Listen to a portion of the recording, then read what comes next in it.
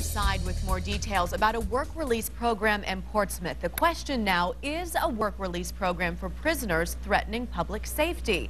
The Portsmouth Commonwealth's attorney thinks so, but the sheriff says the accusation is politically motivated.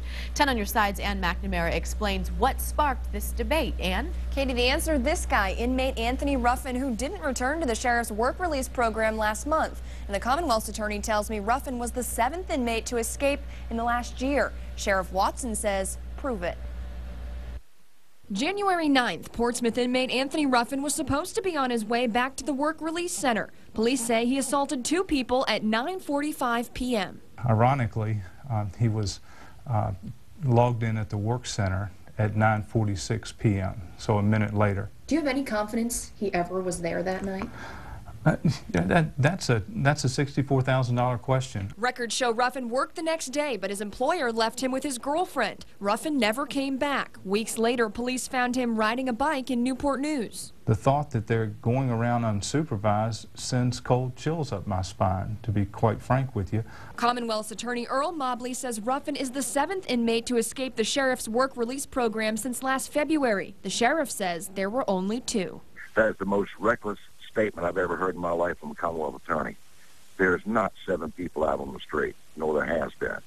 I'm demanding he produce the names now, and if he can't, he should resign as Commonwealth attorney. Mobley says the Ruffin case shows the program's threat to public safety. He wants deputies to accompany all prisoners to and from their jobs. He's acting like they're running out with machine guns and bazookas or something, trying to kill people. You can write a $250 check, a bad check, and be convicted as a felon.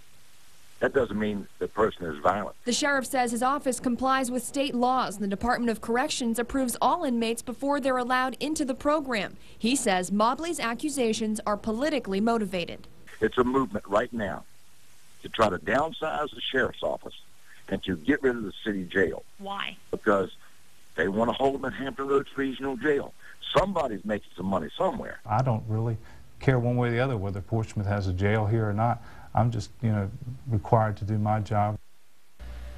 According to the Department of Corrections website, inmates are only eligible for work release if they're convicted of non-violent crimes. Now, Sheriff Watson says that includes misdemeanors and felonies. Watson also says inmates convicted of violent crimes are eligible for work release if the crime happened more than 10 years ago. I'm Ann McNamara, 10 on your side.